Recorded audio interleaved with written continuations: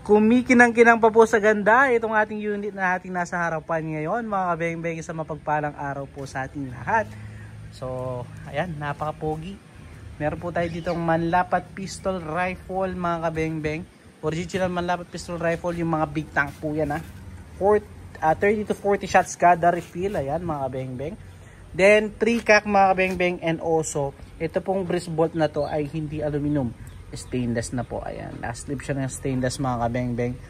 So kagandahan ng stainless na breech bolt, mga kabeng-beng, ay hindi agad mapupudpud ito. Hindi siya mapupudpud actually dahil yan, stainless na po, hindi katulad ng aluminum.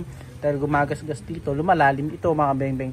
Kapag nagasgas na to yung railing na ating bolt, medyo maganit na ay kasama, kabeng-beng. So ito yung kagandahan, naka stainless na, and ayan, mga kabeng-beng, naka offset po talaga yan, no? So ito po ay pupunta ng Cebu, mga kabeng-beng, sa Argao, Cebu. Ito po ay unit ni Sir James Fuentes ng Argao, Cebu. So sir, ito na yung unit mo, napaka-pogi. 3 cock, original manlapat pistol rifle, gawa ng ating original manlapat maker ng mga pistol rifle. Ayan, si Sir Abel, ayan, napaka-pogi po, no? Ayan, original manlapat din po na silencer. Yung mga divider po niyan, mga kabeng-beng, aluminum. So dual stage po yung kanyang, bali 3 stage siya. Ayan, yung kanyang silencer. Dahil yung unang stage, i-capture niya yung malaking volume ng hangin bago dumaan dito sa mga dalawang last chamber. Ayan.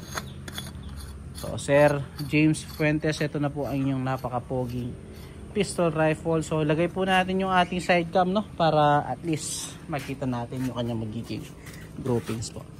So ito, lagay natin. Sana pwede yung ating iPhone sa ating side cam. Minsan nag-autofocus kasi. Ayan po. Check natin kung makuha natin ngayon. Ayan.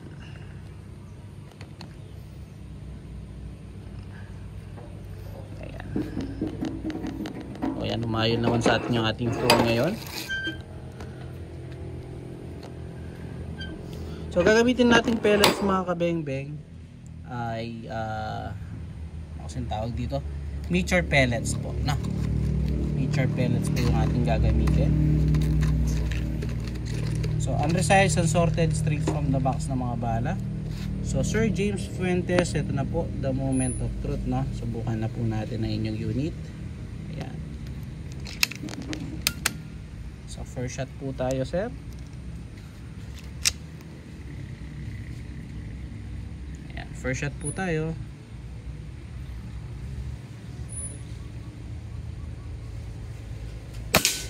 Ayan. So zero lang natin.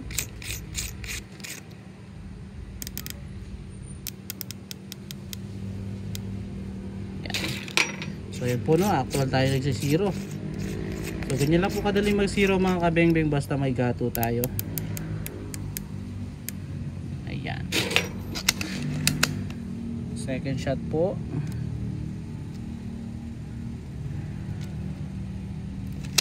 Second shot.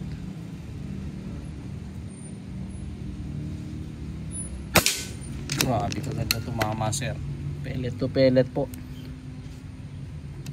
Third shot, pangatlo, pang-apat,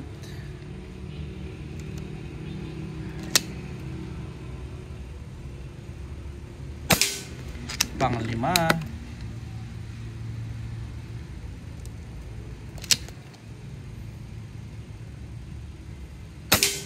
pang-anim,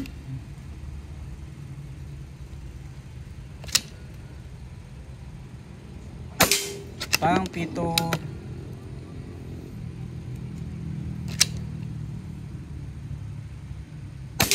pang-walo,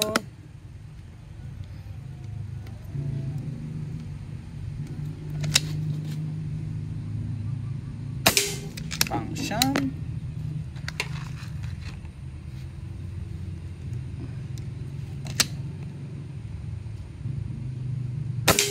at pang-sampu.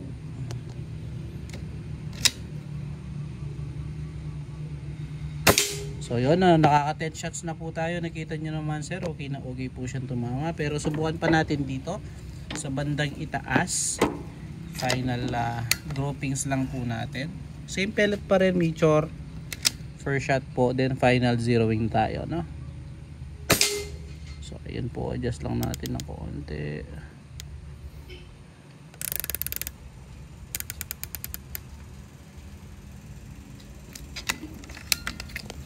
Second shot po.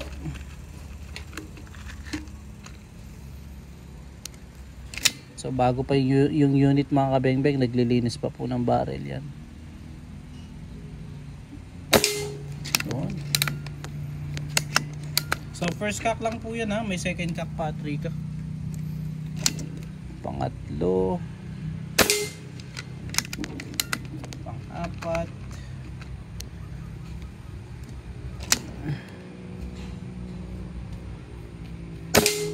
Yun, kuha na natin yung pinaka zero nya.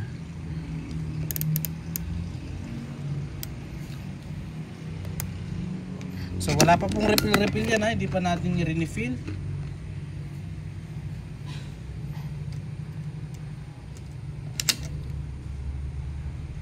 Pang-lima, pang-apat or pang-lima na yata to. Pang-anim. Pang-pito.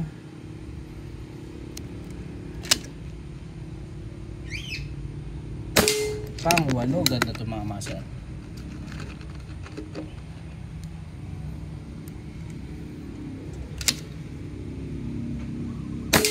Grabe. Pang-sampu na tayo or pang-siyam. Hindi ko na maalala. Nalito tayo mga kabengbeng. Solid. Wala akong masabi. Ganda tumama po. So isa pa. Grabe yun sir. So puntahan po natin yung ating naging grouping sir. So nakita nyo naman sir, more than 10 shots di tayo nag-refill.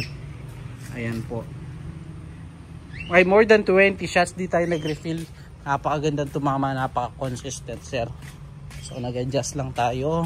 Kinuha natin yung pinaka-zero nya. So yun sir, salamat po sa tiwala. So dito tayo nag unang groupings. Ayan.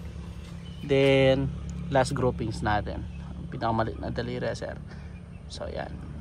So halos dito yung ating unang shot dito. Pero yung the rest of 9 to 10 shots dito na po siya. So salamat mga bengbeng again. Sir James Fuentes ng Cebu. Salamat po sa tiwala again mga bengbeng. Peace out po.